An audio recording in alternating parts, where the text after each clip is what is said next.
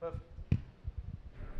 So I want to talk a little bit about investing in deep tech, and energy startups definitely sit under deep tech. So first of all, a bit about myself. I'm a general partner at Grow Ventures. We're an early stage deep tech focused fund. We invest in energy, climate, data centers, cloud, AI, bio, and healthcare mostly. We do have a few energy investments. I'm a general partner at the fund, and I've been in the energy world for many, many years because 2006, I co-founded a company called SolarEdge, which became quite big, and I've been doing this for 5 years since I left SolarEdge. So 2010 to 2022, SaaS and software was the queen of tech, right? So we saw amazing companies, still amazing by the way, scaling very fast, reaching high valuation very fast. It's not for a good reason. Mark Andreessen said that software is eating the world, and we all know that around 2022 the world changed with the appearance of LLM and AI.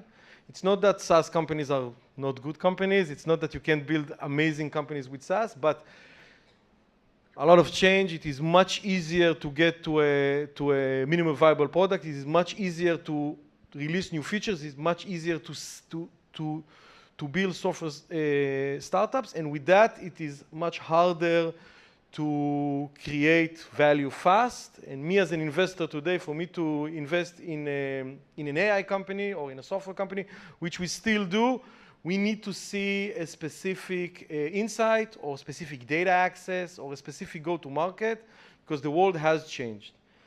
And another thing that changed when OpenAI launched ChatGPT is a race started. We saw all these companies racing who will have the best foundational model, who will build the best AI. This race has one clear winner. Who knows who's the clear winner of this race? NVIDIA is the clear winner of this race.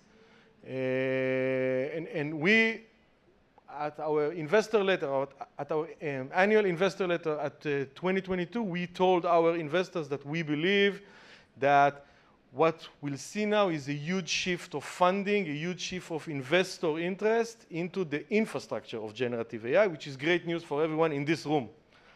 So with the valuation that NVIDIA built and with the mass explosion of compute resources, there's massive growth in compute demand.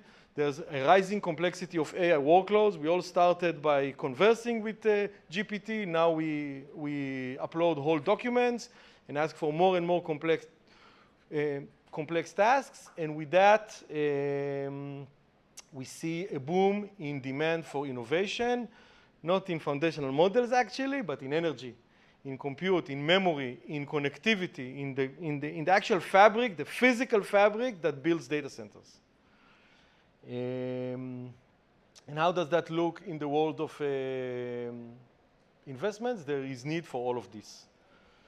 There is high demand for advanced semiconductors and advanced photonics and communication, but also for new materials and emerging computing technologies, and in power sources, and in cooling and thermal solutions, which is a big problem when you consume a lot of energy, and in batteries and storage.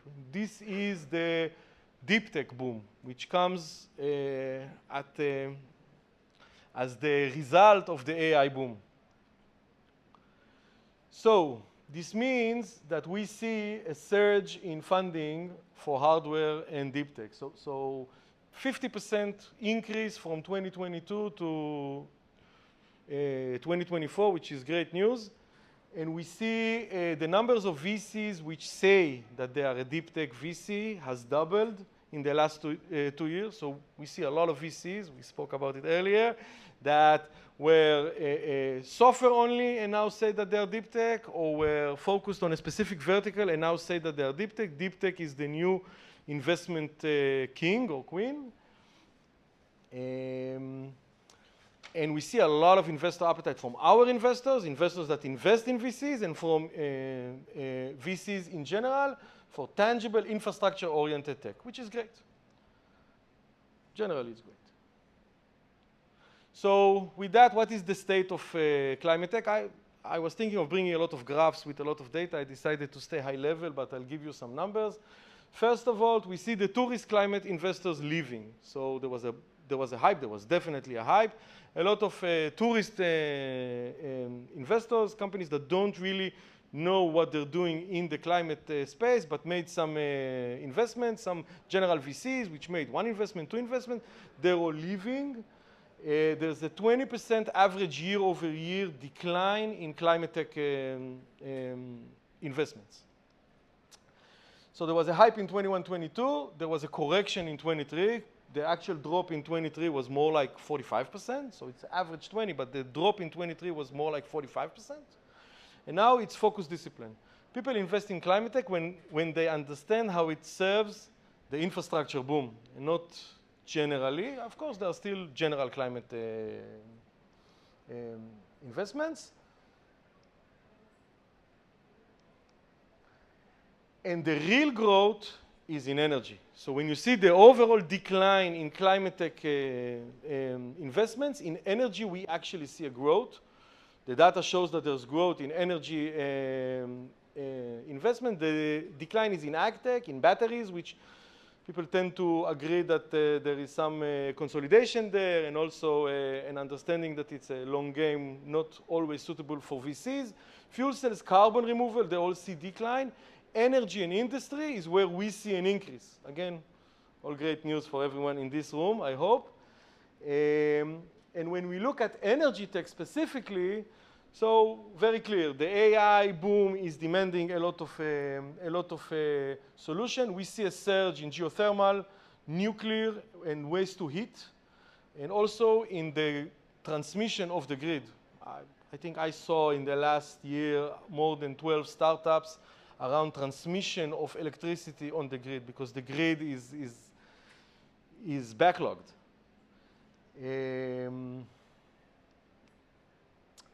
There's a lot of investments going into decarbonization of industry, mostly around green steel, green concrete, sustainable air fuels, thermal storage, and heat to energy. We're wasting so much heat in factories and haven't found really good ways to harvest that heat and do something with it. We see a lot of money going into this, and obviously data centers. So the amount of technologies that are going into how do we make data centers more sustainable in the sense of cooling and new power generation. So we see new architectures. Data centers are now going to 800 volt. I saw a data center which is aiming for 1200 volts, all in the sense of reducing current. I see a lot of new cooling solutions, and also heat to energy from data centers. So these are the fields that there are clear growth in the amount of funding, investment, and investment focus. So if any of you are in these fields, good for you. So this is a general slide for deep tech, not for energy tech. We all know it's a much harder and longer path than most, I would say, than average.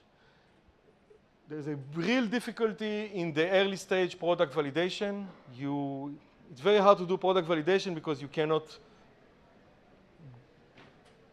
interact with the market, because your product is a concept. It takes a long time because the R&D cycles are extended. And because the R&D cycles are extended and it's a long time, you need more money, talent is scarce, but the real challenge is here. The real challenge is here because when you're starting a deep tech startup, you need to predict where the market will be when you'll have a product, which is years ahead. That's where most startups that I see fail, in predicting where the market will be when they will be ready. Most of the startups I meet, they show me their concept now and how it compares well to the products now in the market. That's irrelevant. You will be in the market in 3 years.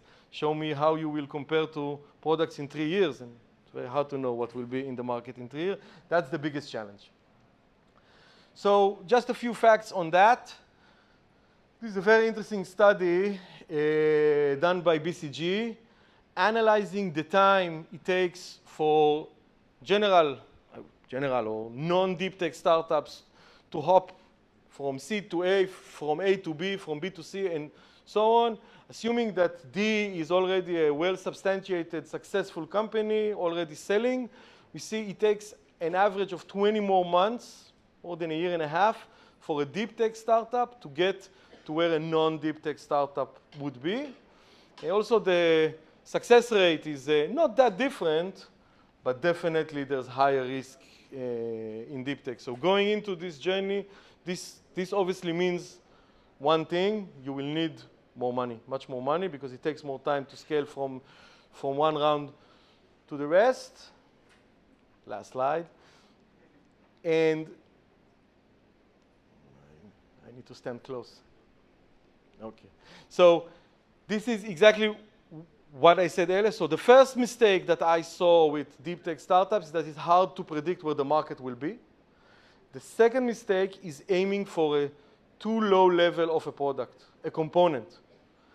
It is very hard to succeed with a deep tech startup when you sell a component.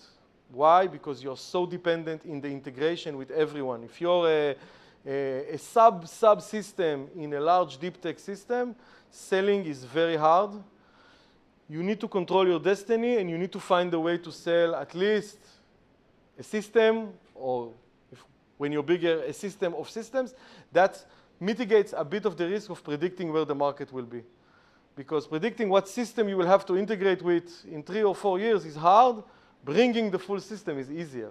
Much harder to develop, but much easier when you actually sell. So when you start your journey, think on how you're going to sell it, even if it's more R&D and more time, as we saw earlier. Thank you very much.